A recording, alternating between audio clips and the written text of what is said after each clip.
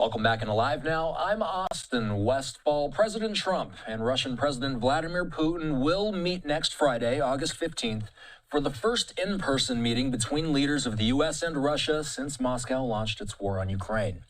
Trump saying on social media this: "The highly anticipated meeting between myself as President of the United States and Putin of Russia will take place on the 15th in the great state of Alaska. Further details to follow," he says. "Thank you for your attention to this matter." Retired Rear Admiral Mark Montgomery of the FDD is here. Lots to discuss on this. Firstly, what needs to happen on Friday in order to put us on the path to a ceasefire? Well, thanks for having me. A lot needs to happen because, frankly, at this point, Putin hasn't made any concessions. He's never acknowledged, that he would give in on any area that President Trump has asked him to. And I contrast this with President Zelenskyy, who has given in on a number of concessions and agreed to agreed in principle to be in the position where you could actually have a ceasefire. So I think first and foremost, President Putin's going to need to make some concessions. I'm not holding my breath for that.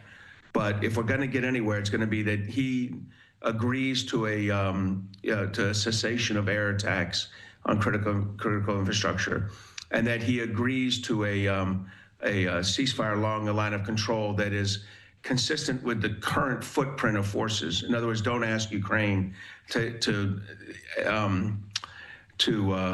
give up further land losses or areas that they currently hold as some concession from Ukraine to reward Putin for a failed invasion.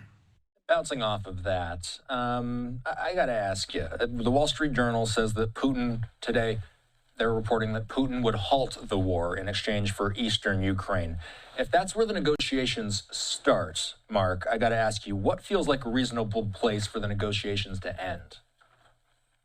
That Putin would halt the war in the position forces are currently in at this moment, and that Trump would not turn to President Zelenskyy and ask him to acknowledge that like constitutionally or perpetually, but instead to acknowledge that that is the condition we're in today. It's some kind of temporary cessation of hostilities, because I don't think Zelenskyy nor any democratically elected leader of Ukraine can just concede the loss of 25% of the country to just a rapacious authoritarian like Putin. Why is Putin meeting with the President of the United States? Why not the president of the country that he's at war with? Exactly, because Putin considers himself not, on an equal footing with President Trump. He considers himself a big country like the United States, and he considers Zelenskyy a small country, small leader. And, while that may not have played out in the battlefield where the Ukrainians have more than held their own against the Russians, still on the diplomatic stage, Putin sees himself on par with Trump. And by the way, it's not good for President Trump it's not good for Ukraine to have President Trump be their negotiator. And it's not a knock on President Trump, but in the end, Ukraine's position needs to be advocated for by Ukraine's President Zelenskyy. Has Ukraine reacted to the news of this meeting? Look, I think first they're wondering where the second meeting is on this, because Putin has been careful to not say that he's in for a second meeting between Trump, Putin, and Zelenskyy. Now, President Trump has said that's the natural progression of things. He hasn't said it since this announcement of Alaska, and he didn't say it in his Truth Social post. But previously, he said the natural conclusion of this is a three-way meeting. Putin's never acknowledged that, and that should be another kind of red flare to President Trump, that President Putin is not aligned with his vision of how this is going to play out. So if a trilateral meeting were to happen, let's say a trilateral meeting doesn't happen. Let's say Zelenskyy and Putin, they never meet face-to-face. Do they have to meet face-to-face in order to get a ceasefire done? Is that a prerequisite for that to happen? Well, Ukrainian and Russian officials need to meet face-to-face to have that kind of agreement. I do think that's necessary. Whether it's Zelenskyy and Putin, I'm not sure, and that may not. Look, I do think a three-way meeting of the leaders is the only way Putin can kind of stomach this diplomatically. So I do think that will eventually happen, but there is a way you could avoid it with President Trump and Putin meeting at a high level, and then more junior officials meeting at a lower level, agreeing to the details. But you need Ukraine at the table for the details. This is Ukraine's territory, not the United States. And while Trump may have Ukraine's interests in mind, only Ukraine can sign off on their national sovereignty. Didn't Trump give Putin a deadline to end the war or face new sanctions? What came of that? Well, that was today, and this is typical Putin behavior. Just prior to it, he makes some, veiled comment about a, discussion, ready to discuss this, and then it kicks the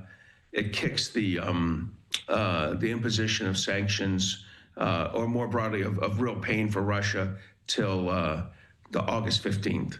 And I think after August 15th, there'll be another delay while President Trump gets, as he would say, gets tapped out by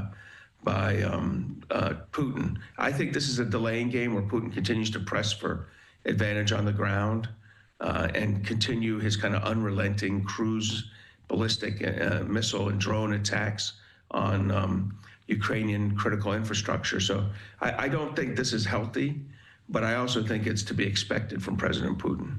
What's the significance of Putin traveling to the U.S.? Trump has discussed this idea before, earlier in this term, but did a Putin visit truly feel possible before today? And what's your reaction to Alaska being the venue?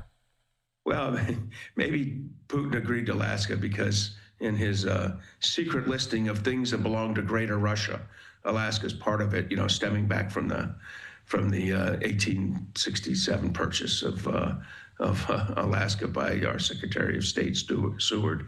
I don't understand why they're meeting. I'm happy with the meeting there. I think it's better than Hungary, that's for sure. And he was not willing to stomach Italy because Italy's been so supportive of Ukraine and Zelenskyy. So maybe in the end, Alaska became something that Putin could stomach. So what kind of language are you going to be listening for once this meeting happens and once we hear the reports about the meeting after it takes place? What kind of language are you looking to hear from both sides? So particularly from both sides, you hope you hear the same language. Historically, that has not been the case. After Trump and Putin talk, you get two versions of a meeting. But the words you're listening for is the status of sovereignty, what territories controlled by whom, and the legal terms of that control. Because again, transfer of sovereignty is not something that can be done for a Ukrainian territory between a United States and Russian president. And we're getting to the point where if I were Zelenskyy, I would not allow that. His country's too committed, has sacrificed too much over 3+ years to negotiate at a negotiating table where they're not present, lose permanent sovereignty of Crimea and eastern Ukraine. What is the latest on the battlefield? I know there's been reports of incremental gains by the Russians. Where do things stand? I think there's very, very incremental gains, small incremental gains, not enough to for Putin to kind of maintain this optimism he has. If he just has a little more time, he'll push forward for a breakthrough. I do think there's more and more damage. More seriously, there's more and more damage being done to the critical infrastructure of Ukraine by the kind of relentless pounding by ballistic and cruise missiles and drones into that. And that kind of damage is causing long-term costs, for the recovery of Ukraine. By the way, that'll be another interesting thing. Is Russia at all responsible? Do they have to pay reparations for the damage they did to Ukraine? Obviously, Putin has no intention of that. But if I were Trump, I'd be looking for anyone but the United States to be paying for that. And so in my mind, Putin might be one of the people he would turn to. Retired Rear Admiral Mark Montgomery is with the Foundation for the Defense of Democracies. Thanks for coming on.